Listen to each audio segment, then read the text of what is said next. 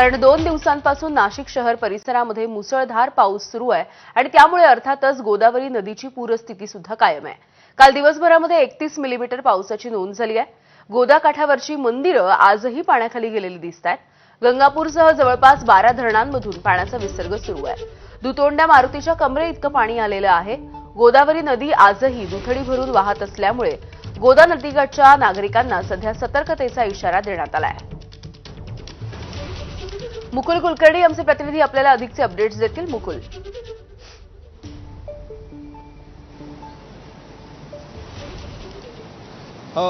आजही पहाटेच्या सुमारास नाशिक शहरासह जिल्हाभरामध्ये काही ठिकाणी तुरळक पावसानं हजेरी लावलेली होती। गेल्या काही मिनिटांपासून पावसानं विश्रांती घेतलेली आहे। मात्र आपण गोदावरीचं हे दृश्य बघतोय। 19 जून रोजी नाशिक शहरामध्ये पहिल्यांदा जोरदार पर्जन्यवृष्टी झालेली होती।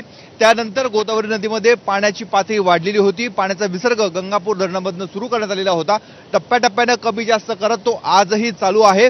आज सकाळी 6 वाजल्यापासून 5186 क्युसेक वेगानं पाण्याचा विसर्ग गंगापूर धरणामधून केला जातोय आणि आता आपण बघतोय की गोदाकाठची जी मंदिरं आहे ही मंदिरं आता पाण्याखाली गेलेली आहे। दुतोंड्या मारुतीच्या कमरेच्या वर पाणी आलेलं आहे। ही जी छोटी छोटी मंदिरं आहे ती पूर्ण, काही मंदिरं तर या पाण्यामध्ये दिसत देखील नाही, एवढी छोटी मंदिरं आणि पाण्याची पातळी एवढी वाढलेली आहे।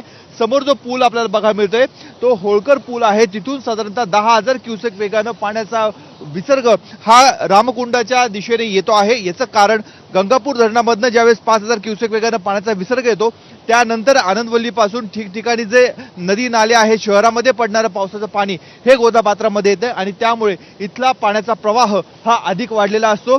गोदावरी ही दुथडी भरून वाहते। समोर आपण गंगा गोदावरी मंदिर बघतोय, ते देखील मंदिर पाण्याखाली गेलेलं आहे। 12 वर्षांनी कुंभमेळ्याच्या काळामध्ये जे मंदिर उघडलं जातं ते मंदिर ही पाण्याखाली आहे। त्यामुळे संपूर्ण रामकुंड परिसरामध्ये पाणीच पाणी बघायला मिळतंय। एवढंच नव्हे तर रामकुंडाच्या बाजूला जो रस्ता आहे त्या रस्त्यावर देखील पाणी आता जाऊ लागलेलं आहे। त्यामुळे नदीकाठी कोणी येऊ नये, आवश्यक काम असेल तरच या परिसरामध्ये यावं अशा सूचना करण्यात आलेल्या आहेत। आणि इथून पुढे म्हणजे निफाड पासून पुढच्या बाजूला नदीकाठची जी गावं आहेत, जी नागरिक आहेत, त्यांना सतर्कतेचा इशारा देखील देण्यात आलेला आहे। अगदी मुकुल, धन्यवाद या सगळ्या सविस्तर माहितीसाठी।